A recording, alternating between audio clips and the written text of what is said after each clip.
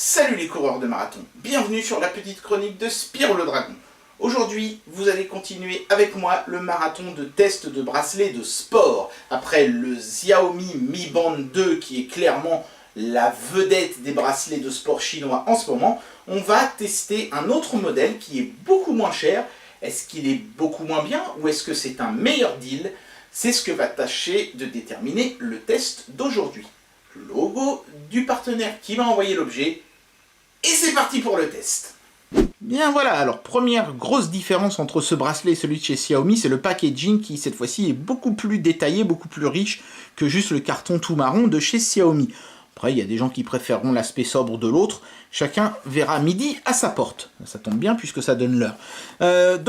Plus sérieusement, on a un visuel du produit sur fond blanc, la fonction star du produit, c'est-à-dire le fait qu'on peut monitorer le rythme cardiaque, on peut monitorer sa santé. Il y a marqué Open Ear ici parce qu'en fait l'emballage s'ouvre. On va y revenir en dernier à ça. Il y a une sorte de petite poignée en plastique sur le dessus, c'est pour les ranger dans les rayons, mais c'est étonnant d'avoir dépensé des sous pour un truc comme ça, dans un bracelet low cost.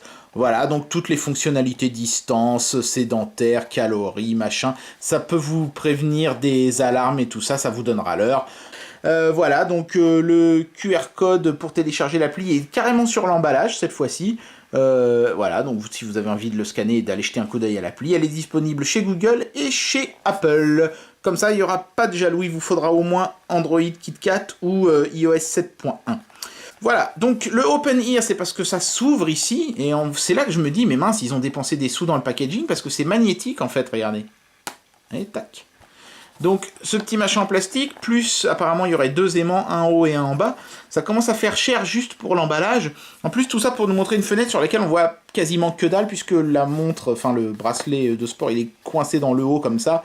Ça n'a pas grand intérêt cette fenêtre qui nous montre le vide intersidéral.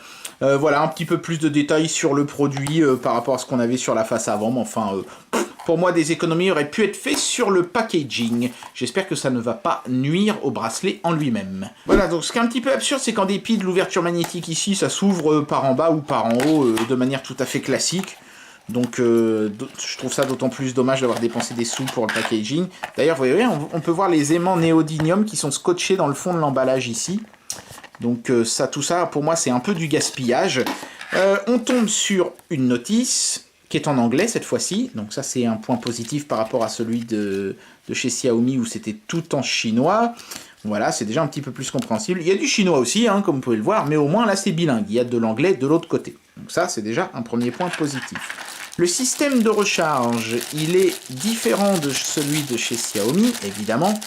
Je ne sais pas si c'est breveté, mais en tout cas, bon, ils n'ont pas voulu copier, c'est bien. C'est un système de clips qui fait penser à ce qu'on avait sur la, si je dis pas de bêtises, sur la Gear Fit de Samsung. Ils avaient un petit système de clips comme ça aussi, qui nécessite, contrairement par contre à la Gear Fit, de défaire le truc du bracelet, puisque sinon ça se clipse pas dedans. Donc ça c'est un petit peu dommage, ils auraient peut-être pu essayer de travailler sur un système qui fonctionne. Je vais vous montrer dans un instant, hein. Donc on a le bracelet en lui-même, avec une sorte de petit protège-écran dessus que je vais décoller. Voilà, pour bien que vous puissiez voir le truc. Oh, il y en a un petit bout qui est resté, donc il a dû se coincer dans le bracelet. Voilà, affiche le camp, toi. Voilà. Après, voilà, on retrouve un système similaire à celui de chez Xiaomi, à la différence près qu'ici, il y a deux petites broches pour fixer l'ensemble dans le bracelet, alors que chez Xiaomi, il n'y en avait qu'un seul. Mais le bracelet, dans son ensemble, il est un petit peu plus cheap que celui de chez Xiaomi. On sent que c'est toujours de la résine souple, mais celui de chez Xiaomi, il avait un petit toucher velours qui était agréable, alors que là, on a un peu un toucher proche d'un pneu de voiture. C'est pas forcément super doux au toucher, c'est un peu dommage. Mais comme c'est texturé, ça passe, ça va. C'est pas un bracelet qui devrait trop déclencher d'irritation, je pense. Il n'y a pas de logo ou de sérigraphie sur la petite boucle métallique ici, c'est un petit peu dommage, ils auraient pu graver un petit logo, ça mange pas de pain.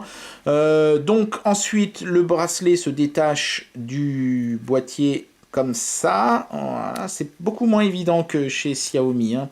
On voit d'ailleurs que c'est un petit peu, ça manque de rigidité tout ça, hein.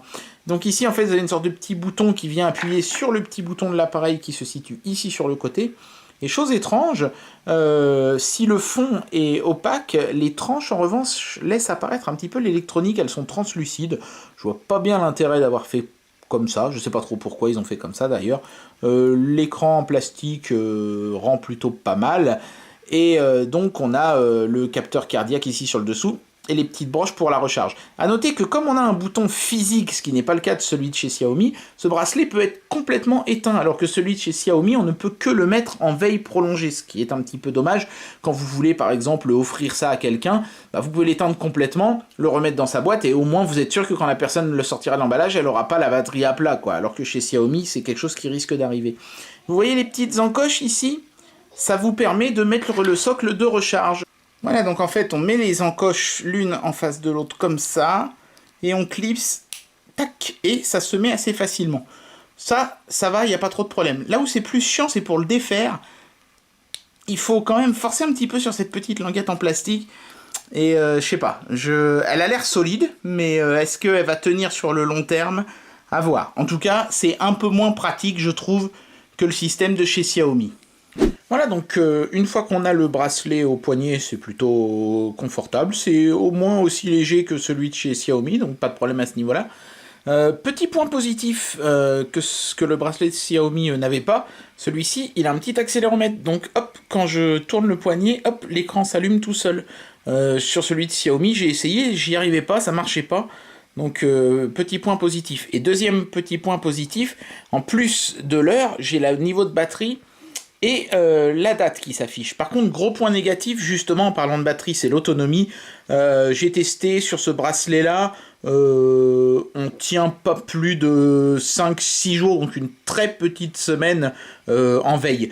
Donc c'est un peu dommage parce qu'on avait quasiment le double sur le bracelet de chez Xiaomi. Donc pour passer d'une fonction sur l'écran à une autre, on appuie sur la zone tactile ici en bas, ou sur le petit bouton sur le côté. Mais quand l'appareil est en veille, soit on fait le geste, soit on appuie sur le bouton sur le côté. La zone tactile, dans ce cas-là, elle n'est pas active. Ça, c'est un petit peu dommage. Là, ça a marché parce que je l'ai un petit peu secoué. Mais si je me contente d'appuyer, vous voyez, il ne se passe rien. Par contre, si je le secoue un peu, hop, voilà, il s'allume. Donc là, après, en appuyant sur la zone tactile, je peux changer de fonction. Mais comme il s'éteint assez vite, faut pas traîner hein, pour changer de fonction. Donc, on voit qu'on affiche déjà plus de choses que sur le bracelet de chez Xiaomi, puisqu'on voit le rythme cardiaque, le nombre de pas, la distance parcourue, les calories brûlées, et ensuite on revient à l'horloge. Donc on va essayer de faire une mesure du rythme cardiaque, donc on voit les LED clignoter. Je vais mettre le bracelet à mon poignet, et on va voir si ça se met à jour. Comme ça en même temps on voit le temps que ça prend.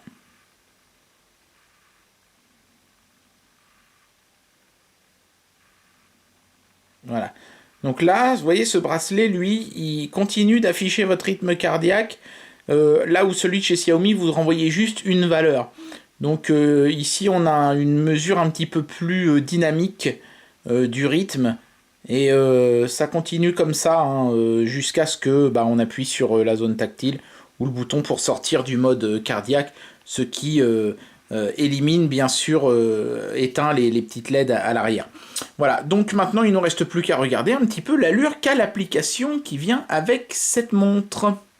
Voilà, donc l'application s'appelle Verifit, voilà, on l'obtient en scannant le QR code que je vous ai montré tout à l'heure, et comme ça de prime abord ça ressemble beaucoup, mais alors vraiment beaucoup, à celle de chez Xiaomi avec cette espèce de cercle qui indique votre objectif en haut. Le nombre de pas ici est marqué, donc là je suis sur l'onglet activité, donc je peux voir les calories, le kilométrage, la durée de l'activité. On peut voir les détails en appuyant en bas, donc ça va nous faire un graphique, vraiment presque exactement comme chez Xiaomi. Donc là c'est hebdomadaire, on n'a pas tellement le choix. Chez Xiaomi c'était un petit peu plus sophistiqué puisqu'on pouvait avoir une vue mensuelle ou une vue même sur une journée du matin au soir. Là ça n'est pas possible. Hein. Après, on retrouve les options avancées qu'on avait aussi chez Xiaomi, donc la possibilité d'avoir un rappel des appels entrants, le rappel sédentaire pour lever le cul de sa chaise, l'alarme, le rappel intelligent, photographie. Alors on peut se servir de ce bracelet comme d'un déclencheur pour faire des selfies, des trucs comme ça. C'est une bonne idée, ça je ne l'avais pas vu sur celui de chez Xiaomi. portant reconnaissance du poignet. Vous voyez, la traduction, par contre, elle est moins bonne que chez Xiaomi. Il y a des trucs, c'est un petit peu du charabia. Mais grosso modo, ça veut dire qu'on peut activer ou désactiver la détection de... vous savez, ce geste, quoi, en fait, quoi, qui fait que ça s'allume tout seul. On peut l'activer ou le désactiver. Le rappel d'anti-perte, ça, Xiaomi, on l'avait aussi. Trouver téléphone, même chose. SMS de rappel, donc c'est ce qu'ils appellent de rappel, en fait, ça veut dire les notifications, hein. Notification pour les SMS, intervalle de la fréquence cardiaque, alors comme pour le bracelet de chez Xiaomi, d'ailleurs ça je voulais pas montrer mais c'est possible aussi chez Xiaomi, on peut demander au bracelet de prendre automatiquement la fréquence cardiaque toutes les 2 heures ou quelque chose comme ça, vous voyez, donc on peut mettre un système personnalisé, etc. C'est bien fait, hein, l'application elle est traduite en français un peu n'importe comment, certes, mais enfin on s'y retrouve quand même, on peut se fixer un objectif, on peut définir ses renseignements personnels, son poids, sa taille, etc. Configuration du système, bon bah c'est des trucs du genre flasher un firmware dans le bracelet, des trucs comme ça. Voilà, donc c'est pas super folichon. On peut également coupler l'application avec Google Fit, comme chez Xiaomi. Donc il ne manque pas grand-chose à cette appli pour être à la hauteur de celle de chez Xiaomi, si ce n'est une meilleure traduction et peut-être des trackings un petit peu plus détaillés sur une journée ou sur un mois entier, parce que là c'est juste hebdomadaire, hein. On peut également traquer son sommeil, alors ce que j'aime bien c'est que ça change de couleur, donc c'est assez clair, et puis donc on peut voir son évolution du rythme cardiaque. Je sais pas si là ça va avoir déclenché la lecture sur l'appareil. En tout cas, on peut voir les précédentes lectures qui ont été faites, ça lui permet de faire une moyenne, etc. Par contre, petit problème, la traduction en français, en bas, vous voyez, déclenche des superpositions du texte qui sont assez désagréables, parce que là, franchement, c'est presque illisible. Donc c'est à ce genre de petits détails-là qu'on voit qu'on est quand même sur un bracelet premier prix. Mais bon, une fois qu'on fait l'abstraction de ces petits défauts esthétiques, l'application marche très bien, le bracelet marche très bien, donc c'est quand même plutôt un produit dans lequel on peut avoir confiance, ce qui est plutôt une bonne chose compte tenu de son prix. Bien, alors il est temps d'amener une conclusion sur ce Verifit 2 et de déterminer ce qu'il vaut face à un Xiaomi Mi Fit 2. Et ben franchement, pour 2 fois moins cher, je m'attendais pas à avoir quelque chose comme ça. Non seulement ce bracelet se paye le luxe de faire tout ce que fait le Xiaomi presque aussi bien, hein, franchement, l'écart de précision dans les sensors et tout m'a paru vraiment minime, mais en plus de ça, il offre des fonctionnalités supplémentaires par rapport à celui de chez Xiaomi, l'affichage de la date sur l'écran, la possibilité de prendre un selfie à distance, des petites choses comme ça. Ça n'a l'air de rien dit comme ça, mais c'est quand même bien pratique. Alors après, évidemment, ce sont des fonctions que Xiaomi peut très bien rajouter au fil des mises à jour de son appareil, hein, puisque ces 2 bracelets, celui-là et celui chez Xiaomi, sont upgradables via flash de firmware, et puis l'appli, elle, bah voilà, c'est une appli, on peut l'upgrader aussi. Mais mine de rien, comme ça, out of the box, comme dirait l'autre, ce petit bracelet, il surpasse en termes de fonctionnalité celui de chez Xiaomi. Par contre, le gros bémol de ce bracelet, c'est son autonomie. Quand je l'ai reçu, il était à la moitié et j'ai commencé un petit peu à le tripatouiller pour voir un petit peu ce que j'allais pouvoir vous dire pendant le test. Et c'était vite à plat la batterie, hein. Donc vous aurez une maigrelette petite semaine d'autonomie, ce qui est un peu juste pour un appareil comme ça. Mais en revanche, comme vous pouvez l'éteindre complètement, ce qui n'est pas le cas de celui de chez Xiaomi, vous pourrez peut-être gérer plus finement l'autonomie de votre batterie à la longue. Donc, face à celui de chez Xiaomi, ce bracelet, il a de moins bonnes finitions.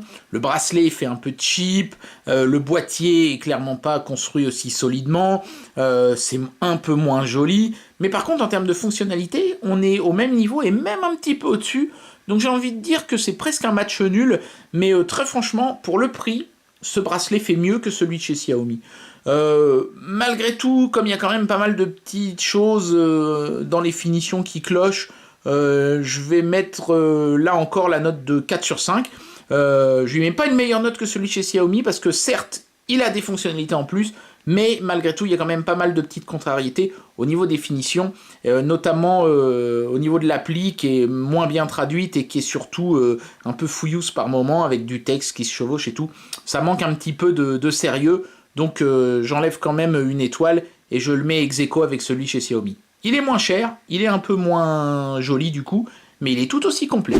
Et bien voilà, c'était le test du Verifit 2.0, un bracelet chinois qui n'est pas avare en fonctionnalité, puisqu'on retrouve les mêmes peu ou prou que sur le bracelet de chez Xiaomi. Évidemment, pour que le bracelet soit moins cher, il a fallu faire des concessions, et elles ont été faites au niveau des finitions, de la qualité de fabrication. On est clairement sur un produit qui n'est pas aussi léché que celui de chez Xiaomi, que ce soit au niveau du bracelet en lui-même, ou au niveau de l'application. Donc pour faire votre choix entre ces deux-là, en attendant d'avoir vu les autres bracelets du marathon, c'est pas compliqué. Soit vous voulez quelque chose de pas cher qui fait le taf, vous prenez celui-là, il sera très bien, il n'y a aucun problème. Soit vous voulez quelque chose de parfaitement bien fini, de léché, avec un chouette design, où il n'y a pas la moindre petite bavure, où l'application est absolument nickel, traduite et tout. Donc voilà, c'est comme ça qu'il faudra faire votre choix. Ça n'en demeure pas moins un bon produit que je vous recommande, hein, si vous voulez un bracelet d'activité pas cher, celui-ci fera très bien le taf. Voilà, donc moi il ne me reste plus qu'à vous dire à très bientôt pour le prochain test. Allez, tchuss!